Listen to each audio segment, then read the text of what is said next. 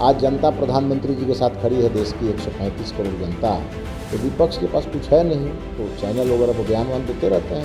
आज का दिन सही में हर शिव भक्त के लिए खास है। जो बात हम लंबे समय से कहते रहे हैं, आज उसका प्रमाण निकला है। और आज मोदी जी नहीं रहते और भारतीय जनता पार्टी नहीं रहती, तो वो इतिहास जो कहीं ना कहीं दफन हो चुका था बाबर जैसे आक्रांताओं के कारण, तो आज मोदी जी उसको खोद के निकाल रहे हैं। और आज देश के कानून व्यवस्था पर भी हम लोगों को भरोसा ऐसा है कि आज उसका जो सबसे बड़ा प्रमाण है वो 12 फीट 8 इंच के रूप में भगवान भोलेनाथ का वह एक पूरी तरह से जो एक उनका अवतार हुआ है, और वह अवतार चीख के कह रहा है कि यहाँ पर पहले से शिव भक्त भगवान शिव थे। और तो आज के दिन तो हर शिव भक्त खुश है, लेकिन आक्रोशित भी है इस बात को लेकर के कि हमारे देवी देवताओं के साथ कौन सा व्यवहार इस देश में हुआ।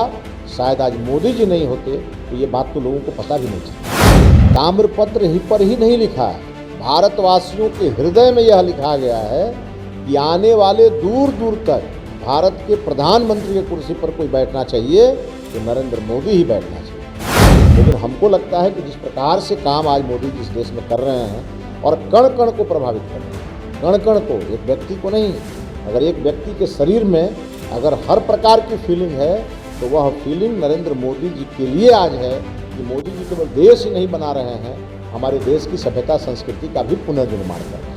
और खादी ग्रामोद्योग का भट्ठा बैठा दिया था कांग्रेसियों ने, टोपी पहन करके गांधी जी का, और खादी को उन्होंने ख़त्म कर दिया था। आज वही खादी इस देश की आत्मा बन चुकी है। और ये बात सही है कि कुछ नौजवान आज भी हैं जो रोजगार की तलाश में है। सरकार चिंतित है और उसके लिए हर प्रकार की योजना बनाई जा रही है। आने वाले दिनों में आपको दिखेगा कि लगभग हर हाथ को काम, हर खेत को पानी, हर गरीब को घर, हर महिला को सम्मान, ये सारा मोदी जी के एजेंडा में जो पूरा है। भारतीय जनता पार्टी जो कहती है वो करती है। हमने एक आशा की नई किरण जगाई। शाहनवाज हुसैन साहब बिहार में बहुत अच्छा काम कर रहे हैं, केंद्र में भी वो अटल जी के साथ मंत्री रहे हैं, माननीय नीतीश जी के साथ काम किए हैं, उन्होंने पूरी दुनिया देखी है। जो उनका अनुभव है वो लगातार बिहार में ला रहे हैं और कर रहे हैं। जब इसलिए घटना हुई, मैंने तुरंत अपने सोशल मीडिया से मैंने डिमांड किया माननीय मुख्यमंत्री जी से कि ऐसे लोगों पर तो बुलडोजर चलाना चाहिए। और हमको विश्वास है जांच चल रही है, बुलडोजर चलेगा, हर हाल में चलेगा।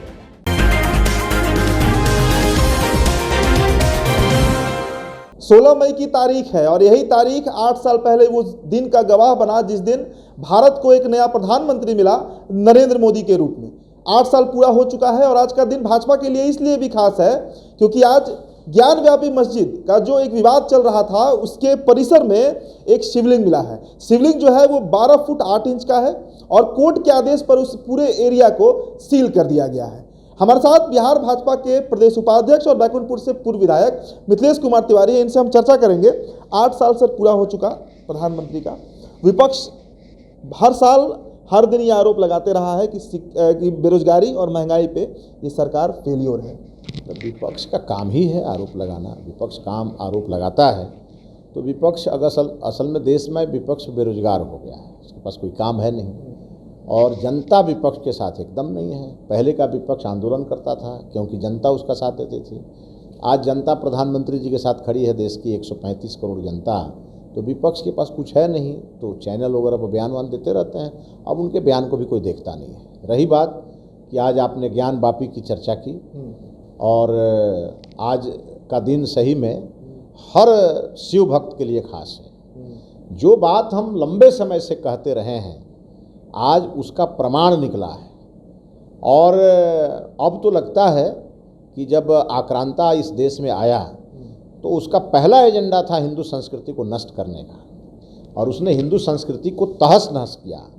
और आज मोदी जी नहीं रहते और भारतीय जनता पार्टी नहीं रहती, तो वो इतिहास जो कहीं ना कहीं दफन हो चुका था बाबर जैसे आक्रांताओं के कारण, वो आज मोदी जी उसको खोद के निकाल रहे हैं।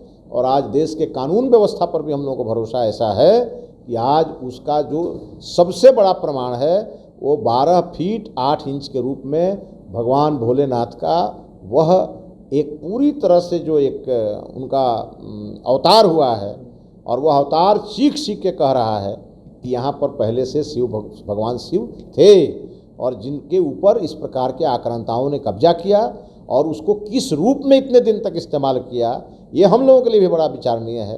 तो आज के दिन तो हर शिव भक्त खुश है, लेकिन आक्रोशित भी है इस बात को लेकर के कि हमारे देवी देवताओं के साथ कौन सा व्यवहार इस देश में हुआ। शायद आज मोदी जी नहीं होते तो ये बात तो लोगों को पता भी नहीं चलती।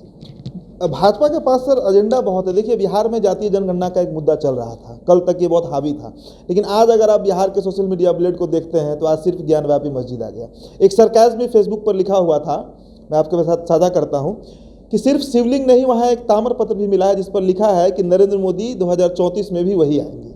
तो बीजेपी का जो एजेंडा है, लेकिन सर इस 8 साल को आप देखिए तो इसमें महंगाई तो बढ़ा है ना, और बेरोजगारी भी बढ़ा है अगर देखा जाए तो इस बात से इनकार कैसे किया जा सकता है? देखिए, एक बात है कि आपने कहा कि ताम्रपत्र पर लिखा है, ताम्रपत्र ही पर ही नहीं लिखा है, भारतवासियों के हृदय में यह लिखा गया है कि आने वाले दूर दूर तक भारत के प्रधानमंत्री के कुर्सी पर कोई बैठना चाहिए तो नरेंद्र मोदी ही बैठना चाहिए। और यह बात तो कई राजनीतिक समीक्षक भी कहते हैं कि अगले 20-25 साल तक भारतीय जनता पार्टी का कोई विकल्प इस देश में नहीं है। और 20-25 साल तक इसलिए वो कह रहे हैं कि उनकी आयु भी अब उतनी ही बची है। लेकिन हमको लगता है कि जिस प्रकार से काम आज मोदी जी इस देश में कर रहे हैं और कण कण को प्रभावित कर रहे हैं, कण कण को, एक व्यक्ति को नहीं, अगर एक व्यक्ति के शरीर में अगर हर प्रकार की फीलिंग है तो वह फीलिंग नरेंद्र मोदी जी के लिए आज है कि मोदी जी केवल देश ही नहीं बना रहे हैं, हमारे देश की सभ्यता संस्कृति का भी पुनर्निर्माण कर रहे हैं। और जहाँ तक रही विपक्ष की, विपक्ष कुछ बोलते रहता है, उसको हम लोग नोटिस नहीं लेते और हम लोग अपना काम करते हैं और आगे काम करते रहेंगे। तो फिर वही सवाल रहेगा सर कि महंगाई बेरोजगारी पर आप बोलने से बच रहे हैं? मतलब नहीं, बिल्कुल नहीं। आप एक बात देखिए कि जिस प्रकार के रोजगारों का सृजन इस देश में हुआ, पहले कोई बोलता था उद्योग धंधों के बारे में, छोटे छोटे उद्योग के बारे में, एमएसएमई तो कोई जानता ही नहीं था। खादी ग्रामोद्योग का भट्ठा बैठा दिया था कांग्रेसियों ने, टोपी पहन पहन करके गांधी जी का, और खादी को उन्होंने ख़त्म कर दिया था। आज वही खादी इस देश की आत्मा बन चुकी है। और आज हर प्रकार का, आज बिहार जैसे राज्य में आप देख रहे हैं कि बेगूसराय में इंडस्ट्री आ रही है, कई जगह इंडस्ट्री लग रही है, इथेनॉल का उत्पादन हो रहा है। हमारे किसान पहले केवल गन्ना उपजाते थे, उस गन्ना से आज हम पेट्रोल बनाने का काम कर रहे हैं। इस प्रकार से, जिस प्रकार से यह काम बढ़ रहा है, ये बात सही है कि जितनी जनसंख्या बढ़ रही है उतना रोजगार का सृजन एक बड़ी चुनौती है। लेकिन आप उसमें देख रहे हैं हमारे नौजवान आज शायद सरकारी नौकरियों पर कम और प्राइवेट सेक्टर पर ज़्यादा ध्यान दे रहे हैं, क्योंकि उनको ज़्यादा कमाना है, उनको आगे बढ़ना है, पूरे विश्व के साथ उनको मुकाबला करना है। इसके चलते आप देख रहे होंगे इंजीनियरिंग के क्षेत्र में हमारे नौजवान जा रहे हैं, स्टार्टअप के क्षेत्र में हमारे नौजवान जा रहे हैं। ये सब तो शब्द और ये भाषा पहले सुनी भी नहीं जाती थी। तो आज हमारा नौजवान अपना रोजगार कर रहा है, अपने परिवार को आगे बढ़ा रहा है। और ये बात सही है कि कुछ नौजवान आज भी हैं जो रोजगार की तलाश में हैं। सरकार चिंतित है और उसके लिए हर प्रकार की योजना बनाई जा रही है। आने वाले दिनों में आपको दिखेगा कि लगभग हर हाथ को काम, हर खेत को पानी, हर गरीब को घर, हर महिला को सम्मान, ये सारा मोदी जी के एजेंडा में है जो पूरा होगा। एक अंतिम सवाल है सर, चिराग पासवान का भी एक स्टेटमेंट आया था, हमने चलाया भी था वो खबर।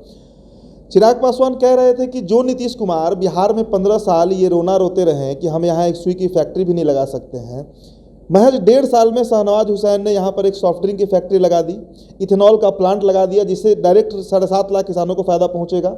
और भी कई तरह के, अभी शायद 20 कंपनियों से जो बिहार समिट हुआ दिल्ली में, इस पर क्या कहना है? देखिए, बात सही है कि भारतीय जनता पार्टी जो कहती है वो करती है। हमने एक आशा की नई किरण जगाई। शाहनवाज हुसैन साहब बिहार में बहुत अच्छा काम कर रहे हैं, केंद्र में भी वो अटल जी के साथ मंत्री रहे हैं, माननीय नीतीश जी के साथ काम किए हैं, उन्होंने पूरी दुनिया देखी है। जो उनका अनुभव है वो लगातार बिहार में ला रहे हैं और कर रहे हैं। और केवल छोआ से ही अब हम लोग इथेनॉल नहीं बना रहे, हम तो फूड ग्रेन से बनाना शुरू कर दिए। तो इस प्रकार से काम यहाँ पर काफ़ी तेज़ी से बढ़ रहा है।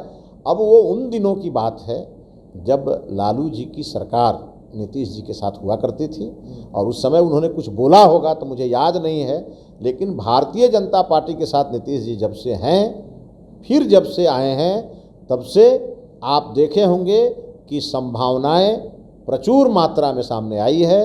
बीजेपी के हमारे मंत्री या जदयू के मंत्री लगातार इस पर काम कर रहे हैं, और माननीय मुख्यमंत्री जी के ही नेतृत्व में शाहनवाज हुसैन जी आज बिहार में इंडस्ट्री का जाल बिछाने में लगे हैं, जो सामने दिख रहा है। एक और अंतिम सवाल सर, बीपीएससी पेपर आउट हुआ, भाजपा चुप है इस पर?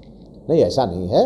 हम लोगों ने, आपने देखा होगा, जिस दिन ये घटना हुई मैंने तुरंत अपने सोशल मीडिया से मैंने डिमांड किया माननीय मुख्यमंत्री जी से कि ऐसे लोगों पर तो बुलडोजर चलाना चाहिए, और हमको विश्वास है जांच चल रही है, बुलडोजर चलेगा, हर हाल में चलेगा।